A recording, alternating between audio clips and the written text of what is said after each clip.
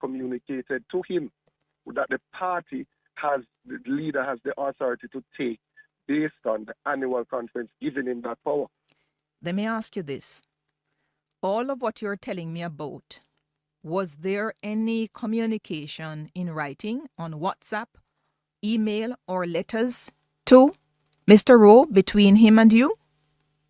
There are WhatsApp conversations. Okay. And did Mr. Rowe propose an appointment to a housing agency? No, not in a WhatsApp conversation. So in having the discussion, right, as I said, Lawrence is somebody that does have ability. He was once employed as our data manager. It is not somebody without ability. And because he has decided to attack me does not mean that I am going to take away from what I think are good things about him and strengths that he has. He does have ability. Right. Now, any individual within the party that has ability, I think, should come forward and ask, request that they would want to be of service to their party and country. I see absolutely nothing untoward about that.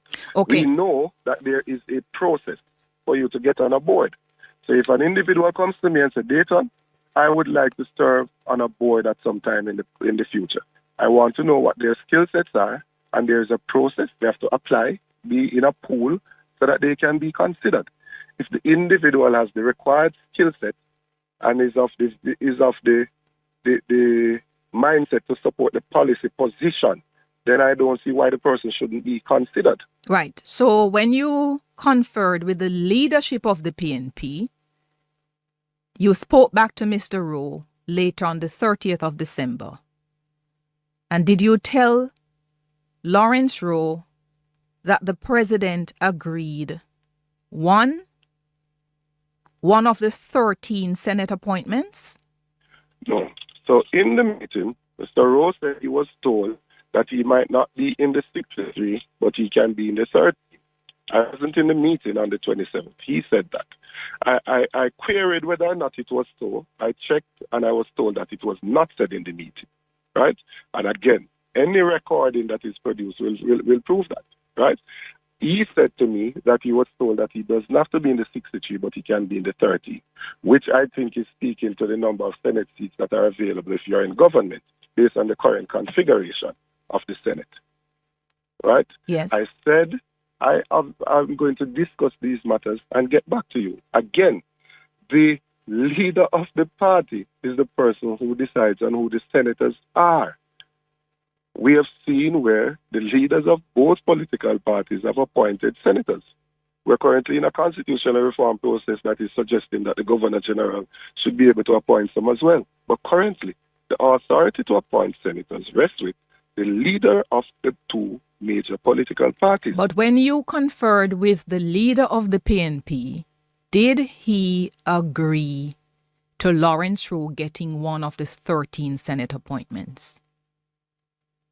The two matters, there are three issues that were brought up. Issue of compensation for funds that were expended before, issue of possibility of a board appointment, and the issue of possibility of being in the 13 as he had placed it. All right, I tell you what. I would go and discuss it and get back to him. When I discussed it, I told him categorically there was no possibility of any funding to be given to him, that was a no, and that the other two things would be considered.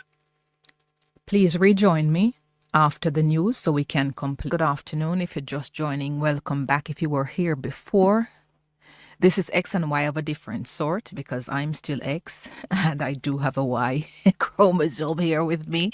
He rejoins me, Dr. Dayton Campbell. Back with you, Dr. Campbell. Hi. Hi, thank you. General Secretary of the People's National Party. So we were going through the issues as they have been put out and allowing you to put forward the position of the People's National Party in the lead up to the removal of Lawrence Rowe as your candidate for Central Kingston. So we're back at the 30th of December, which is where we ended. And you told me before the break that you discussed Lawrence Rowe's counter proposals with the leadership of the party, and the leader agreed that two of what Lawrence Rowe counter proposed were possibilities. But the other one in leadership. Now remember you said to me, and you gave me a long history and understanding of Senate appointments and who can take those appointments. Right. So only a prime minister or leader of the opposition can nominate somebody who they recommend somebody to the governor general for appointment. But the PNP is not a dictatorship. There's a leadership of the party, and matters are discussed and we come to a consensus. So this is why I wanted you to be specific, When you said to me leadership, I needed a name and a face of the individual or individuals you were speaking to. With the leadership. I discuss with matters with members of the leadership of the party. So who is it who said to you on the 30th of December that the Senate appointment, which you say Mr. Rowe requested, who told you that it was a possibility such that you communicated it with Lawrence Rowe? Members of the leadership of the party. Okay. So never mind the lecture you gave me on who does the recommendation for the Senate. You're now saying it's the leadership of the party, unnamed individuals who communicated that approval to you. I've always said that, and I'm making the point again. The People's National Party is not a dictatorship. Though the decision lies with the leader of the party, he seeks to have consultation and comes to a consensus so we can move forward. Right. The reason why we've been able to unite this party is because we have allowed space for different views to contend, for different persons to express their interest and to accommodate them as best as possible in the interest of the party and the country. And who is it that's in the leadership of the party that you're emphasizing here? Give me some names. Mark Golding, the president? No. I'm not going to go into that. Certainly, there must be some things that we can do in the party that are not for public consumption. But remember now, you're promising possible appointment to one of the largest legislative chambers in the country, which is the Senate. And it would be good to find out who are the minds behind the promise of this possibility. I find that question very strange because in September of last year, the government engineered a vacancy in Northeast St. Ann where a first-term MP was removed, a senator was removed and placed in that constituency, cost taxpayers $30 million, and we still have not filled that vacancy in the Senate, even though at the time the Prime Minister said he already identified the person to go in the Senate. And there has been absolutely no discussion about that. Here we are now, where persons in an opposition party, different persons are going to express interest in different posts at all times. Several persons would have expressed a desire to be in the Senate. And I'm quite sure that's not unique to the PNP. And to say we have discussed this and this is a possibility because this person does have the capacity to serve there, I can't fathom how that could be something untoward. Well, in the first place, if you want to do the politics of comparison, we can go there, but I do not wish in this interview to do it. Secondly, if you listen to my opening commentary, earlier on, I made reference to the Marsha Smith issue. Thirdly, there is nobody who is in the darkness about who makes the decision in the JLP about who becomes a senator. But what you're doing in this instance is completely masking who these individuals are in the leadership of the PNP who is making this promise to somebody you're removing from Central Kingston. But let me go back to the central issue. No, I'm saying the PNP is not the JLP. If it's the one-man band in the JLP as to who decides on these things, that's not the way it works in the PNP. Yeah, but the Constitution speaks to the appointment of senator by the Prime Minister making the recommendation to the Governor General, not the leadership of the Prime Minister. And I'm saying you have different leadership styles. And we in the PNP, we believe in consultation. Right, okay, that's fine. So that members within the leadership can discuss a matter and we come to a decision on some of these issues. So, the leader has the final say, but it does not mean that we cannot discuss the matters. At any rate, The question I'm asking you, I don't want it to be lost in this sort of triviality here. Am I correct that on the 30th of December, you returned to Lawrence Rowe and you said to him, there is agreement from the leadership of the party that 2 of the 3 things you proposed, they can happen. The 2 being one of the 13 Senate appointments and the other one board membership at a housing agency. Was that communicated to Lawrence Rowe?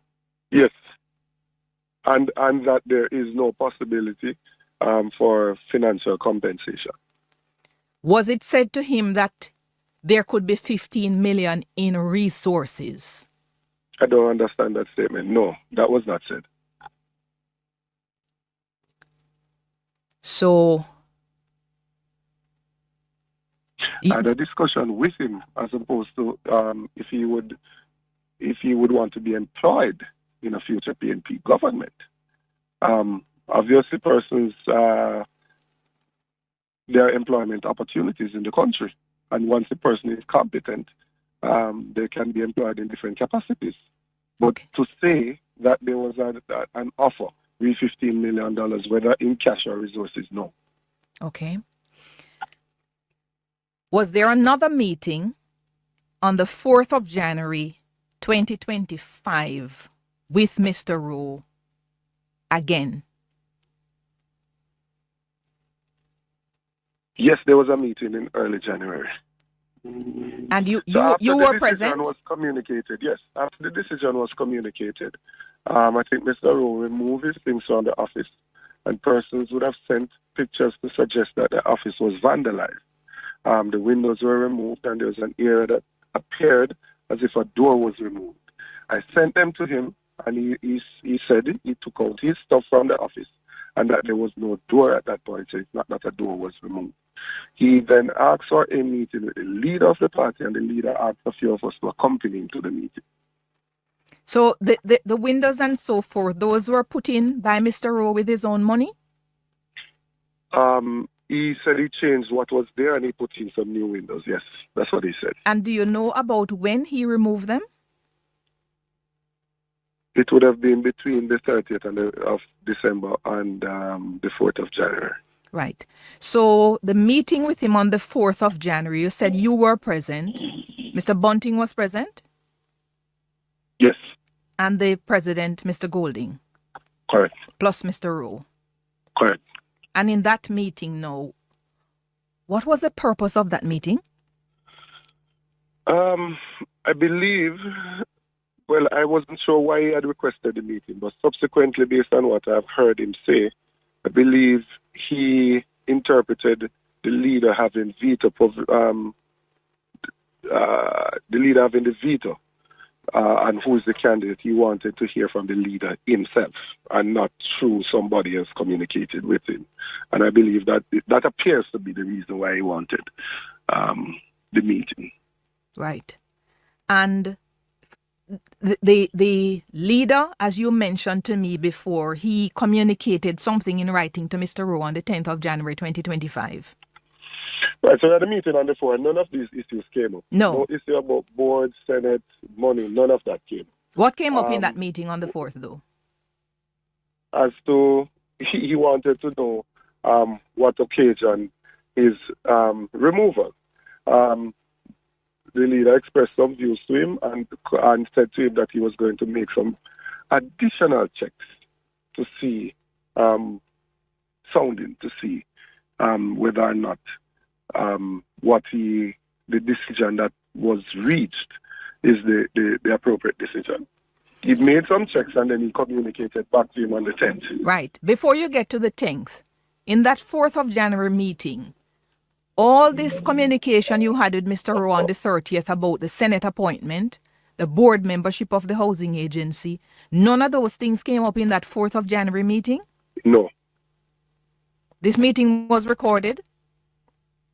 I didn't record that meeting, no. Okay.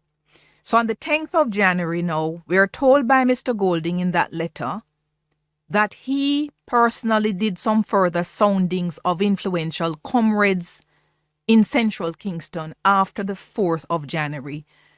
2025. You know what influential comrades or who those influential comrades are in Central Kingston? Some of them are known, and I believe it is Mr. Rowe who supplied him with the names of some of them. You mean the same 6 that you met with on the 24th of December? It wouldn't be the same persons. It wouldn't be the same persons. I think persons in the leadership, the divisional leaders and others, but he would have supplied the names and numbers to the leader of the party. But did you get any understanding from the leader of the PNP why he thought it necessary, after the National Campaign Committee communicated to Rowe on the 27th that he's no more the candidate, and he'd withdrawn from the shadow cabinet on the 28th of December, why is it that the president was still doing soundings to check whether the decision of the party was an accurate one after the 4th of January? Why was that happening? It's a significant decision that was coming at a late stage. We knew there was a possibility that changing a candidate at this stage could be disruptive. It also, you have to bear in mind that the candidate would have been in place for a prolonged period of time. So I think fairness dictated that he wanted to be sure that it is true that the issues and the concerns that you've heard, that they are expressed by persons within the constituency, and that it was the right decision. And I think it is on that basis. And the leader says in the letter the responses he received from all but one of those influential people, the responses were not favorable to Rowe, and reaffirmed his assessment that Rowe is not able to unite the party machinery. Right. So in politics, there's a saying in Jamaica that in front of you, it is whatever, and then, it's Mr. This, and then behind you, it is just that. So you're not going to be able to get everybody to be honest when you are there. So if you...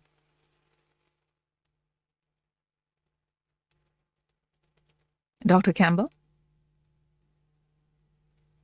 I think you may be moving a little bit. We lost connection with you. We'll reconnect with Dr. Campbell in just a moment. We're going to go to a break. When we come back, the final segment of the hotline, looking at the developments in Central Kingston.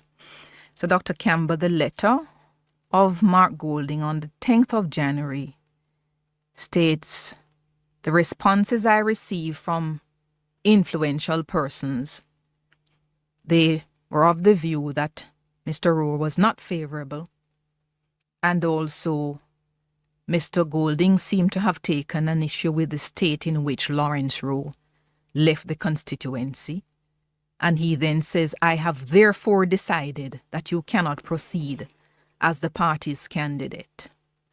Is it correct for me to conclude that there has been a series of indecision and almost making up, finding bases on which to remove Mr. Rowe from the constituency from the 24th of December up to the 10th of January 2025? Dr. Dayton Campbell?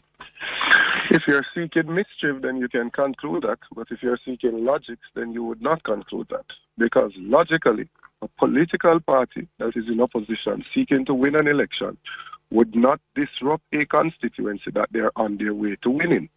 The assessment is made to see whether or not the constituency can be won. If it cannot be won, the party, in its wisdom, has decided that the leader of the party has a veto power over who's the candidate.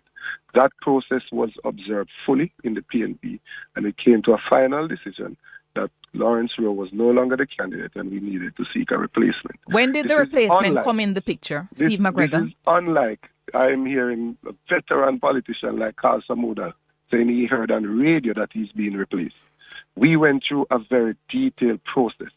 Open, transparent process, communicating with the candidate at all times. When did Steve McGregor come in the picture for the PNP? Steve McGregor came into the picture after the decision was communicated to Lawrence that he was going to be removed. After? Steve McGregor. Did you say after?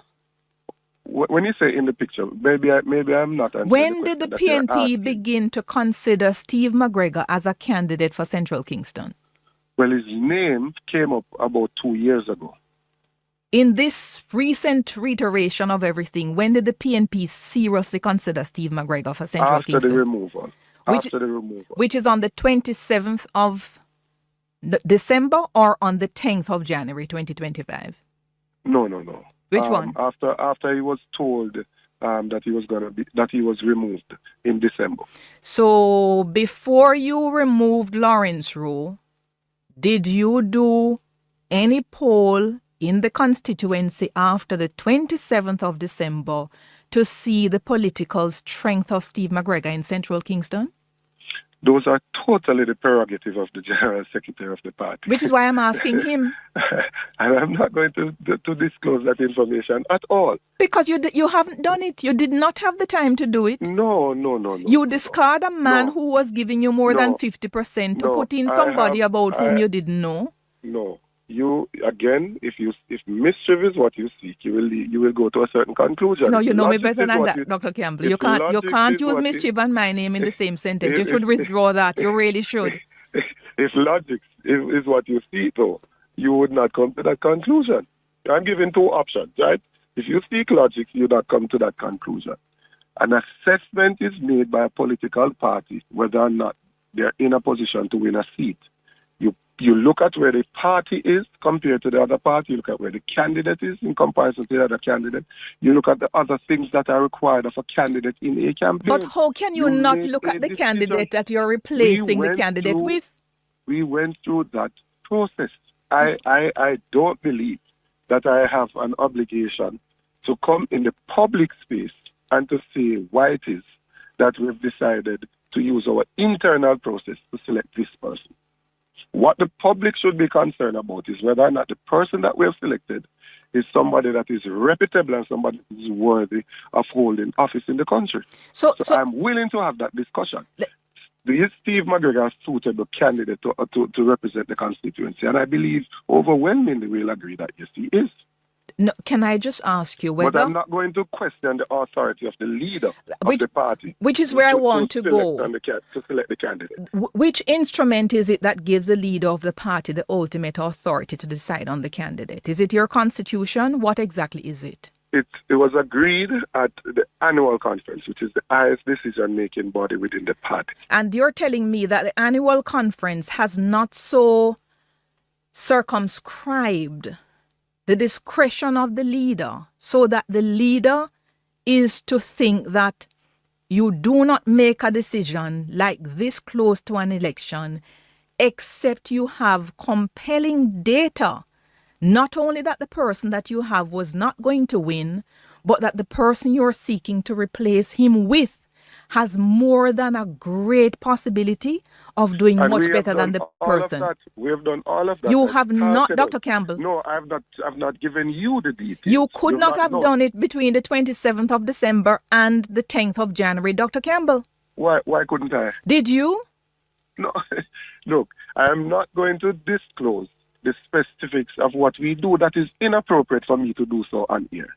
I am saying to you that we went through a process. We are not in the business of removing a candidate from a constituency that is on their way to winning the constituency. That does not make logical sense to the people who are listening. The thing that is illogical is that you remove the man in the dark. Why would we take out a candidate out of a seat who is on their way to winning? Anyway, when we are at 14 seats and we need to win 18 more to form government. The point is... It is not logical to do so. Dr. Dayton... Those who are seeking... No, just let me complete this. Those who are seeking to create an issue will jump to that conclusion. And I want to just make one comment. The persons in media and civil society who have had to criticize the government because of poor practices and have been accused of being PNP should not think that they need to fabricate some corruption in the PNP in order to justify that they are not PNP. Are you done? Yes. Yes, let me get back to the specifics. What shenanigans is it that the party leader spoke to when he was installing Steve McGregor. Let me play the exact clip from him where he spoke about all the shenanigans that used to go on. It can't go on again, or it don't know. Let's just play that, please. And you know, I think it will be a new day for Central Kingston. Cause all the little shenanigans and things were going on before. That cut out now. What shenanigans? Again, I don't know why I would be out here disclosing these things. It is not for the benefit of the party. I have a responsibility to protect the interest of the party. I don't know why. Someone would think it's appropriate that I would be on here discussing these things. But can I just ask you, don't you think it is highly inappropriate for the leader of the party to insinuate that a long-standing comrade who's been removed as candidate for a constituency, with his removal and the installation of a new candidate, then shenanigans cut out? You don't think that's inappropriate? No, I don't think what he said is inappropriate based on what I know that he was referring to. But the problem is you continue to operate as if the PNP is a private men's club. So you say some things. We have a female chairman, so I'm not operating that way at all. Yeah, but if you are making these comments that are so colored, and when we ask you to explain why is it that you make them, your response to me is the comment is not inappropriate because of what you know. What do you know about Lawrence Rowe such that the president spoke about shenanigans that have now been cut out since he's no longer there? Mrs. Shields, it is the prerogative of a political party to determine its candidates. That's not the issue. I think that's a simple fundamental thing. Whatever issues that are there is no reason. No matter what is said about me by Lawrence or anybody else, I am not going to come out and be unkind to them because they were unkind to me. That's not the question. I was asking you about the shenanigans. No, I'm saying I am not going to speak to anything publicly that does not need to be in the public domain. All right, hold on a second. This part now, let's just hear this part, this last bit. A real man is here to serve the people. What exactly is that about, Dr. Campbell? Steve McGregor is there to serve the people. And the one who was there before is not a real man? Was there to serve the people, but things didn't work out. So he has been replaced by another candidate. And we are intended to win the constituency and to serve the people and uplift the lives of the people in Central Kingston. What was being insinuated with the use of the term real man? Both are real. So if both are real, why is the need for the word real? Emphasis does not mean that you're trying to separate two things. Really?